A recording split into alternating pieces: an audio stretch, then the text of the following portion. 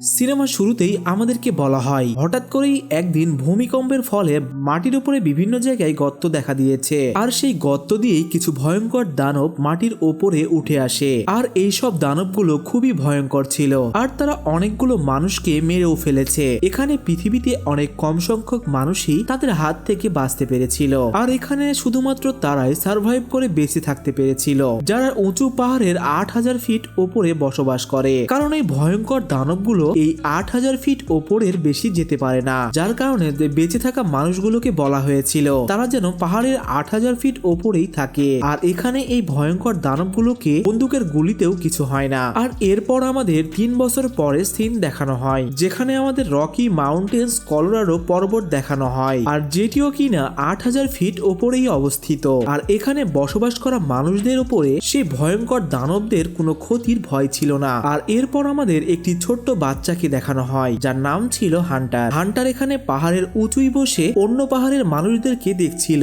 আর সেই পাহাড়ে সে তার বন্ধুদেরকেও দেখতে পায়। আর সে তাদের সঙ্গে খেলার জন্য কখন যে 8000 ফিটের নিচে চলে এসেছে সে খেয়ালই করেনি। আর সেই ভয়ঙ্কর দানবটি হান্টারকে মারার জন্য তার পিছনে ছুটতে থাকে। হান্টার কোনোভাবে দৌড়ে সেই সাদা লাইনটি পার হয়ে এই পাশে চলে আসে, আর তার জীবনটি বেঁচে যায়। আর এখানেই আমরা জানতে পারি সেই ভয়ঙ্কর দানবের নাম হলো রিপার। আর এরপর আমরা হান্টারের গ্রামকে দেখতে পাই। এখানে হান্টারের বাবা উইল এসে হান্টারকে বোঝায়। সে বলে, আমি তোমাকে অনেকবার বলেছি তুমি সেই লাইনটি কখনোই ক্রস করবে না, কিন্তু তারপরেও তুমি কেন গিয়েছিলে? তোমার মনে নেই যে তোমার শ্বাসকষ্টের সমস্যা রয়েছে? যদি তোমার কিছু হয়ে যেত?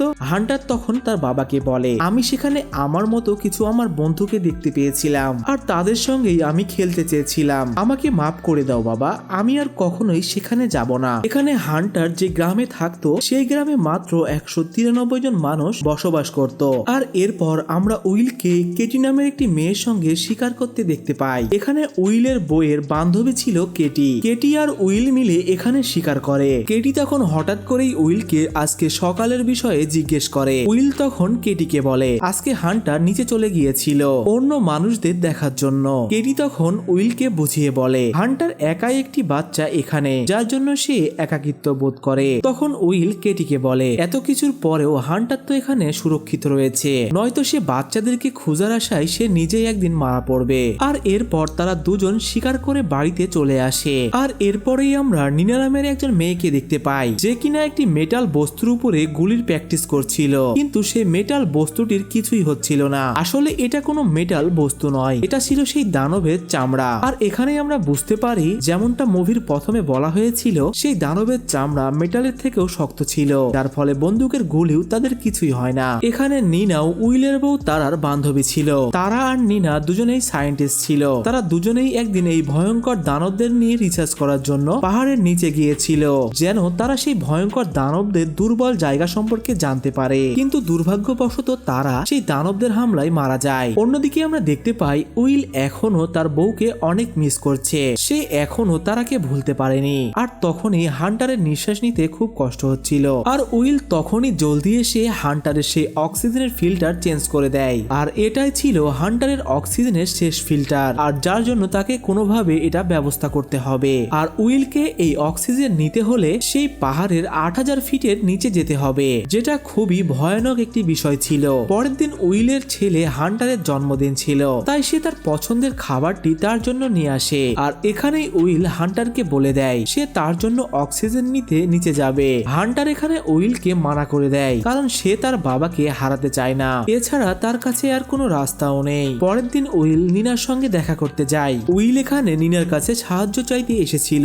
কারণ নিনাই একমাত্র ব্যক্তি যে কিনা নিচে গিয়ে আবারও জীবিত ফিরে এসেছে। উইল এখানে অক্সিজেন নেওয়ার জন্য বোল্ডার্স নামের একটি জায়গাতে যেতে চায়। এখানে উইল নিনাকে অনেকভাবে বোঝানোর চেষ্টা করে, কিন্তু নিনা উইলকে বলে এটা এমন একটি জায়গা যেখানে নিজ ইচ্ছায় গিয়ে নিজেকে খতম করে দেওয়া, কারণ সেখান থেকে বেঁচে ফিরার আর কোনো রাস্তা নেই, রিপার্স তাদেরকে মেরে ফেলবে। উইল তখন নিনাকে বলে তুমি এর আগেও বেঁচে ফিরেছ, আর এবারও বেঁচে ফিরবে, আর এমনিতেও তো তুমি এদের উপরে অনেক বছর থেকে রিসার্চ করছো, তাই তুমি ওদের হাত থেকে খুব সহজেই বেঁচে ফিরতে পারবে। কিন্তু নেনা এখানে উইলকে বোঝানোর চেষ্টা করে যে শুধুমাত্র তার ভাগ্যের কারণে সেখান থেকে বেঁচে ফিরেছে, তার কাছে বাঁচার কোনো প্ল্যান ছিল না। উইল তখন নিনাকে বলে সে তার জন্য না হলেও সে তারার জন্য যেন নিচে যায়, কারণ তাদের ছেলে হান্টার এখন অনেক বিপদে, আর সে তাকে এটাও বলে, আর তোমাদের ল্যাবও তো নিচে, হয়তোবা রিপার্সদের মারার জন্য সেখানে কোনো আইডিয়া পাওয়া যেতে পারে। উইল তখন তাকে বলে সে কালকে 8টার মধ্যেই এখান থেকে বের হয়ে যাবে, সে যদি যেতে চায় তাহলে আসতে পারে। উইল চলে যাওয়ার পর নিনা বারবার তারার কথা ভাবতে থাকে আর অনেক কান্না করতে থাকে, আর তাই সে তারার জন্য উইলের সঙ্গে যাওয়ার জন্য রাজি হয়ে যায়। আর এরপর তারা দুজনে অস্ত্র নিয়ে সেখান থেকে রওনা দিয়ে দেয়। তখনই সেখানে কেটি চলে আসে, আর সেও তারার মৃত্যুর বদলা নেওয়ার জন্য তাদের সঙ্গে যেতে চায়। তখন উইল কেটিকে বলে তার এখানেও কোনো প্রয়োজন নেই আর নিচেও কোনো প্রয়োজন নেই, কিন্তু কেটি অনেক জেদ করে, যার ফলে কেটিকেও তাদের সঙ্গে নিয়ে আসতে হয়। কিন্তু সেখানে যাওয়ার আগে নিনা কেটিকে তার ভাষায় বুঝিয়ে দেয় যে সেখানে যাওয়ার ফলে অনেক বিপদ কিন্তু হতে পারে। কিন্তু কেটি নিনাকে একদমই পছন্দ করতো না, তাই সে তার কোনো কথাতেই গুরুত্ব দেয় না। উইল যাওয়ার আগে তার ছেলের সঙ্গে আরেকবার দেখা করতে আসে, আর সে তাকে ওয়াদা করে সে আবারও এখানে ফিরে আসবে। আর এরপর তারা তিনজনে নিচে চলে আসতে থাকে, আর এখানেই তারা মিলিটারির কিছু সরঞ্জাম পেয়ে যায়, যেখানে তারা আর্মিদের কিছু অস্ত্রশস্ত্র পেয়ে যায়। আর তারা সেখানে থাকা আর্মিদেরও যে অস্ত্রগুলো ছিল সেগুলো নিয়ে যাওয়ার সময় কেটি আর নিনার মাঝে একটি দ্বন্দ্ব শুরু হয়ে যায়, আর উইল তাদেরকে থামিয়ে আবারও সামনে এগোতে থাকে। তারা যাওয়ার সময় মাঝপথে কিছু ঘোড়া দেখতে পায়, আর তারা এখানে স্পষ্ট হয়ে যায় যে রিপার্সরা শুধু মাত্র মানুষদেরকেই হত্যা করে, তারা জন্তু জানোয়ারের কোনো ক্ষতি করে না। আর এরপর তারা আলতা ভিস্তা সিকি এরিয়াতে চলে আসে, যেটা কিনা 7620 ফিট ওপরে ছিল। আর তারা যাওয়ার সময় সামনে স্কাই লিফট পেয়ে যায়, তারা এটার মাধ্যমে যাওয়ার চেষ্টা করতে চাচ্ছিল, কিন্তু তখনই নিনা সবাইকে সাবধান করে দেয়, কারণ তাদের আশেপাশেই একটি রিপার ছিল, যেটি কিনা নিনার হাতের ক্যাম্পাসে ধরা পড়েছে। আর নিনার হাতের এই ক্যাম্পাসটি সে মূলত রিপারদের ট্র্যাক করার জন্যই বানিয়েছিল, আর এই কম্পাসটি রিপারদের পালসের সেন্সকে ট্র্যাক করতে পারত। তখনই রিপার তাদের সামনে চলে আসে, মানে তাদের কম্পাসের সিগন্যালটি ঠিকই ছিল। উইল এখানে খুব জলদি উপরে উঠে সেই স্কাই লিফটটি চালু করে দেয়। অন্যদিকে নিনা আর কেটি মিলে সেই রিপারকে গুলি করে আটকানোর চেষ্টা করছিল, তাকে তো মারা কোনোভাবেই সম্ভব না, কিন্তু তার গতি স্লো হয়ে গিয়েছিল একটু। আর কেটি তার উপরে গ্রেনেড লঞ্চার দিয়ে গ্রেনেডও হামলা করে দেয়, কিন্তু তারপরেও তার কিছুই হয় না, কারণ তার চামড়া ছিল লোহার থেকেও শক্ত। আর এরপর স্কাই লিফট চালু হয়ে গেলে নিনা লাফ দিয়ে ওপরে উঠে গেলেও কেটি নিচেই থেকে যায়। রিপার কেটির খুব কাছাকাছি চলে এসেছিল, কেটি তখন কোনোভাবে তাড়াহুড়ো করে সেই পিলারের উপরে উঠে স্কাই লিফটের উপরে লাফ দেয়, কিন্তু রিপার এখানে সেই স্কাই লিফটই ভেঙে ফেলে, যার ফলে তারা সবাই নিচে পড়ে যায়। এখানে তারা সবাই দৌড়ে পালাতে থাকে, আর রিপার তাদের পেছনেই ছিল। তারা কোনোভাবে দৌড়ে সেখান থেকে পালিয়ে সেই 8000 ফিটের লাইনটি পার করে ফেলে, যার ফলে তারা তিনজনই বেঁচে যায়। রাতে তিনজনে মিলে তারা একটি রিসোর্টে ওঠে, এরপর তারা তিনজনে সেখানে ড্রিঙ্কস করতে থাকে। এই রিপার কোনো কিছুই খায় না, সে শুধুমাত্র মানুষদেরকেই মারে, আর তাদের দেখে যেন মনে হয় তারা শুধুমাত্র মজা করার জন্য মানুষদেরকে শিকার করে। উইল তখন বলে হয়তোবা এটা উপরওয়ালার কোনো পরিকল্পনা, আমাদের পাপের শাস্তি আমরা পাচ্ছি, তাই তাদেরকে নরক থেকে এখানে পাঠানো হয়েছে। আর এরপর তারা সেখানে ঘুমিয়ে পড়ে, কিন্তু উইলের কোনোভাবেই ঘুম আসছিল না। এখানে উইলের আবারও তার বইয়ের কথা মনে পড়ছিল। এরপরেই আমরা দেখতে পাই সেই রিসার্চের মিশনে যাওয়ার আগে উইল তার বউ তারাকে অনেক নিষেধ করেছিল, কিন্তু তারা এখানে এই রিসার্চ যে কোনো ভাবে কমপ্লিট করতে চাচ্ছিল, আর সে এখানে উইলের কোনো কথাই শোনে না, যার কারণে সে সেখান থেকে রিসার্চে চলে গিয়েছিল, আর সেখানেই মারা গিয়েছিল। পরের দিন সকালে তারা তিনজনে আবারও বেরিয়ে পড়ে, আর উইল তাদেরকে নিয়ে একটি টানেলের মধ্যে চলে আসে। সে বলে আসলে এই টানেলটি একটি শর্টকাট রাস্তা, আর এই টানেল থেকে বের হওয়ার পর তারা 8000 ফিটের ওপরেই থাকবে, মানে তারা তখনও সেফ জায়গাতেই থাকবে। কিন্তু নিনা এই কথা কোনোভাবেই বিশ্বাস করে না, কারণ উইলের এই কথাই উইল নিজেও শিওর না। নিনা তখন উইলকে বলে হয়তোবা এটাও তো হতে পারে এই টানেলটি সোজা না গিয়ে বাঁকা গিয়েছে, যার কারণে 8000 ফিটের নিচে চলে গিয়েছে, আর সেখানে বিপদ তো থাকতে পারে। আর তাছাড়া তো সেই দানবগুলো মাটির নিচ থেকে এসেছে, আর তারা তো অন্ধকারে আরো ভালো দেখতে পায়। নিনা এটাও বলে সবচাইতে বড় বিষয় হলো সেই দানবগুলো মানুষের ছাড়া সেই কার্বন ডাই অক্সাইডকে সেন্স করতে পারে, তাই সব দিক থেকে এই দানবগুলো আমাদের থেকে অনেক শক্তিশালী, তাই কখনোই আমরা তাদের থেকে জিততে পারবো না। কিন্তু এখানে এই টানেল দিয়ে যাওয়া ছাড়া তাদের কাছে অন্য কোনো রাস্তাও ছিল না, যার জন্যই তারা রিস্ক নিয়ে সামনে এগোতে থাকে।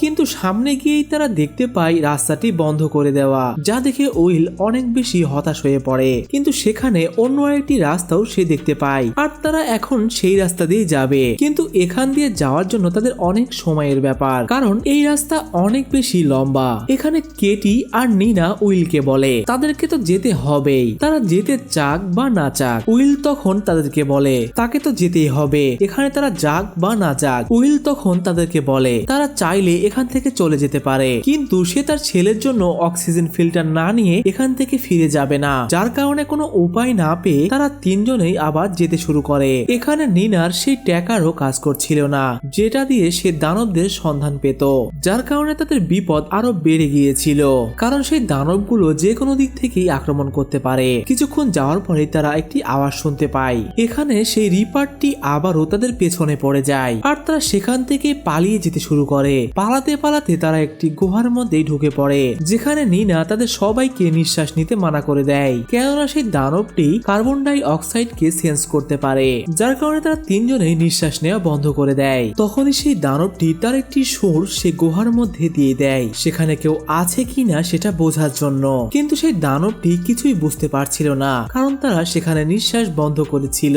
মানে এই সুরগুলো এক প্রকার সেন্সরের মতোই কাজ করে। তখনই উইল একটি ফ্লেয়ার গান জ্বালিয়ে দিয়ে সেখানে ছেড়ে দেয়, আর সেই দানবটি কনফিউজ হয়ে যায়। আর তখন তারা নিঃশ্বাস নিতে থাকে, আর অন্য পার দিয়ে একটি গর্ত করে পালিয়ে যেতে থাকে। আর কেটি একটি ভুল রাস্তা দিয়ে বেরোতে যায়, আর সেই দানবটি তার সুর দিয়ে কেটিকে টেনে নিয়ে সেখান থেকে চলে যায়। এটা দেখে উইল অনেক বেশি কষ্ট পায়, আর উইলও অনেক কান্না করতে থাকে, কারণ তারা দুজনের ইচ্ছে থাকা সত্ত্বেও কেটিকে কোনোভাবেই বাঁচাতে পারে না। তখনই সেই দানবটি আবারও যখন তাদের দিকে আসতে থাকে, তখন তারা কোনোভাবে সেখান থেকে পালিয়ে একটি মই দিয়ে সেই সুড়ঙ্গ থেকে বেরিয়ে চলে আসে।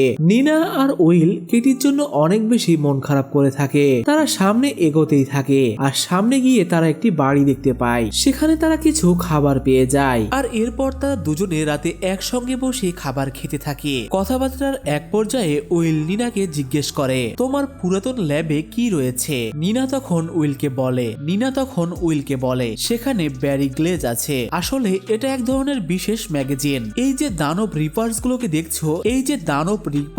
দেখছো এগুলো আসলে ইলেকট্রিক্যালি চার্জ হয়, আর এই ব্যারি গ্লেজ আর বুলেটকে একসঙ্গে দিয়ে যদি শুট করা যায় তাহলে খুব অল্প সময়ের মধ্যে এটি ব্লাস্ট হবে, আর এভাবেই এই রিপার্স গুলোকে ভেতর থেকে মারা সম্ভব। আসলে এখানে যে নর্মাল বুলেট গুলো ব্যবহার করা হচ্ছে সেগুলো সেই দানবগুলোর চামড়া ভেদ করতে পারছে না, কিন্তু সেই বুলেটের সঙ্গে যদি ব্যারি গ্লেজ যোগ করে শুট করা হয় তাহলে সেই দানবগুলোর চামড়া ভেদ করে তাদের শরীরে প্রবেশ করতে পারবে, আর তাদের শরীরে প্রবেশ করে সেটি ব্লাস্ট হয়ে যাবে, আর তখন সেটি ভিতর থেকেই ধ্বংস হয়ে যাবে। পরের দিন সকালে তারা গাড়িতে করে সেই 8000 ফিটের নিচে নামতে শুরু করে। গাড়ি সে খুব দ্রুত চালাচ্ছিল, যেন তারা খুব দ্রুত সেই হসপিটালে পৌঁছাতে পারে, আর যেন সেই দানবগুলোর নজর তাদের উপরে না পড়ে। আর খুব অল্প সময়ের মধ্যে তারা সেখানে পৌঁছে যায়, আর সেই অক্সিজেন ফিল্টার গুলো খুঁজতে শুরু করে। কিন্তু এরই মধ্যে একজন রিপার্স সেখানে চলে আসে। তারা দুজনে এটি বুঝতে পেরেই সেখান থেকে পালাতে শুরু করে। তারা অনেকভাবেই সেখান থেকে বাঁচার চেষ্টা করে, কিন্তু সেই রিপার্সও তাদের পিছু ছাড়তে নারাজ,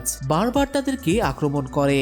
সে উইলকে তার সুর দিয়ে ধরে ফেলে, কিন্তু নিনা তাকে সেখান থেকে মুক্ত করে ফেলে। আর এরপর তারা দুজনে আবারও পালাতে শুরু করে দেয়। এরপর তারা এক জায়গায় এসে থেমে যায়, আর সেখানেই তারা অক্সিজেন সিলিন্ডার গুলো দেখতে পায়। যখনই সেই রিপার্স গুলো তাদের কাছে আসতে শুরু করে তখনই উইল সেখানে থাকা সিলিন্ডারে গুলি করে দেয়, যার ফলে সেগুলো ব্লাস্ট হয়ে যায়। আর যে রিপারটা তাদেরকে আক্রমণ করেছিল সিলিন্ডার ব্লাস্টের ফলে সেই রিপারটি বিল্ডিং এর জানালা ভেঙে নিচে পড়ে যায়। এরপর উইল আর নিনা সেই রিপারটিকে দেখতে থাকে, কিন্তু তারা খেয়াল করে রিপারটি একদমই নড়াচড়া করছে না। তারা এখান থেকে চলে যাচ্ছিল, কারণ উইল সেই অক্সিজেন ফিল্টারটি পেয়ে গিয়েছিল, কিন্তু নিনা উইলকে থামিয়ে দিয়ে বলে তার প্যারিগ্লিস দরকার। উইল তখন বলে এই অক্সিজেন ফিল্টার গুলো আমার ছেলের কাছে পৌঁছানো খুবই জরুরি। নিনা তখন উইলকে বলে এটা শুধুমাত্র তার ছেলের ব্যাপার নয়, তারা সারা জীবন এই রিপারদের থেকে পালিয়ে বেড়াতে পারবে না, তাই আমাদেরকে এই রিপার গুলো মারার জন্য পদ্ধতি খুঁজে বের করতে হবে, আর এটার জন্য আমাদেরকে ল্যাবে যেতেই হবে।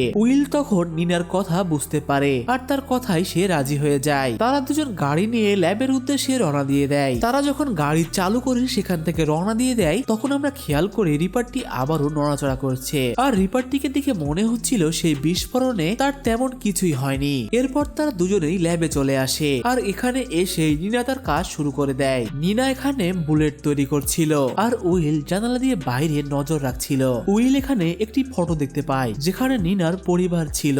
নিনা এখানে নিজের পরিবারের বিষয়ে কাউকেই কিছু বলেনি। উইল এখানে নিনাকে জিজ্ঞেস করলে নিনা বলে সেই ক্রিয়েচার গুলোই তার পরিবারকে মেরে ফেলেছে। সেদিন তার মেয়ের স্পোর্ট ডে ছিল আর সেদিনই ছকার খেলার সময় তার মেয়েকে সেই ক্রিয়েচার গুলো মেরে ফেলে। কিন্তু সেদিন নিনা তার মেয়ের খেলা দেখতে যায়নি, যার কারণে নিনা এখনো আফসোস করে। আর নিনার হাজবেন্ড 2 সপ্তাহের জন্য কোনো কাজে বাইরে গিয়েছিল, কিন্তু এখনো তার হাজবেন্ড ফিরে আসেনি। নিনা খুব আফসোস করে উইলকে বলে যে শেষ সময়ে সে পরিবারের কাউকেও দেখতে পায়নি আর কাউকে ছুতেও পারেনি। নিনা এখানে আজকেও তার বুলেট গুলো টেস্ট করে, কিন্তু আজকেও তার বুলেট কোনো কাজই করে না। নিনা তখন উইলকে এখান থেকে চলে যেতে বলে, কারণ তার বাচ্চার এই অক্সিজেন ফিল্টার গুলো খুবই দরকার। কিন্তু উইল নিনাকে ছেড়ে একদমই এখান থেকে যেতে চাচ্ছিল না। নিনা তখন উইলকে আবারও বলে, আমার থেকে হান্টারের তোমাকে বেশি প্রয়োজন, আর আমি যদি এই বুলেট গুলো তৈরি করে ফেলতে পারি তাহলে আমি তোমার পিছু পিছু চলে আসব, আর আমি যদি এটা করতে ব্যর্থ হই তাহলে তুমি বুঝে নিও আমার সঙ্গে কি হয়েছে। উইল তখন সেখান থেকে গাড়ি নিয়ে চলে যায়, আর নিনা তখন কম্পাস দেখে বুঝতে পারে একটি রিপার তার আশেপাশে চলে এসেছে। আর নিনা তখন একটি বুলেট রেডি করে তাকে শুট করে। তখনই রাস্তায় উইলিয়ামকে দেখানো হয়। রাস্তায় যাওয়ার সময় উইলিয়ামের গাড়ির টায়ার ফেটে যায় আর গাড়িটি সেখানেই উল্টে পড়ে যায়। তখনই সেই দানবগুলো উইলিয়ামের দিকে এগিয়ে আসতে শুরু করে। উইল জলদি সেই গাড়ির কাঁচ ভেঙে বের হয়ে সেখান থেকে পালাতে শুরু করে দেয়, কিন্তু আগে গিয়ে তার সামনে 2টি রিপার দাঁড়িয়ে ছিল। উইল এখানে পুরোপুরি ভাবে ফেসে গিয়েছিল, কিন্তু হঠাৎ করে তার পেছনে থাকা রিপারটি ব্লাস্ট হয়ে যায়। আর এটা অন্য কেউ না, নিনাই করেছিল। তার মানে সত্যি সত্যি নিনা সেই বুলেটগুলো বানাতে সক্ষম হয়েছিল, যেই বুলেটগুলো দিয়ে রিপারগুলোকে মারা সম্ভব। নিনা এখানে সেখানে থাকা 2টি রিপার্স গুলোকে মেরে ফেলেছিল। আর এখানেই আসে সিনেমার আসল টুইস্ট। নিনার বানানো সেই বুলেট দিয়ে দানবগুলোর শরীর ব্লাস্টের ফলে আমরা বুঝতে পারি আসলে এগুলো কোনো দানব না, এগুলো ছিল এক প্রকার মেশিন, যেগুলো মানুষ মারার জন্যই প্রোগ্রামিং করা হয়েছিল। যার কারণে সেই দানবগুলো কোনো কিছুই খাওয়া দাওয়া করতো না, শুধু মানুষ দেখলেই তাদেরকে মেরে ফেলতো। নিনা এখানে উইলকে এগুলো সবকিছু খুলে বলে। তখন উইল বলে এগুলো কে করতে পারে। নিনা তখন উইলকে ওপরের দিকে ইশারা করে বলে এগুলো হয়তোবা এলিয়েনরা করেছে। তারা পৃথিবীর সমস্ত মানুষকে মেরে তারা এখানে বসবাস করতে চায়। ঠিক মানুষ যেমনটা বাড়ি করতে গেলে সেখানকার ময়লা আবর্জনা পরিষ্কার করে ফেলে, ঠিক তারাও এমনটা করছিল মানুষদেরকে মেরে। আর এরপর উইল তার নিজের গ্রামে চলে আসে, আর এখানে এসে তার ছেলে হান্টের সঙ্গে সে দেখা করে। তারা এখানে এসে কেটিকে অনেক বেশি মিস করতে থাকে। আর এরপর তারা অন্য পাহাড়ে থাকা সে মানুষগুলোদের সঙ্গে যোগাযোগ করার চেষ্টা করে, আর তাদেরকেও এই বুলেটের সম্পর্কে সবকিছু জানিয়ে দেয়। আর এরপর আমরা দেখি সবাই মিলে সেই রিপারগুলোকে মারার জন্য 8000 ফিট নিচে চলে আসে। আর এরপর তারা সেই রিপারগুলোকে মেরেও ফেলে। এখানে নিনা আর উইল টেলিস্কোপের সাহায্যে ওপরের দিকে কিছু একটা দেখছিল।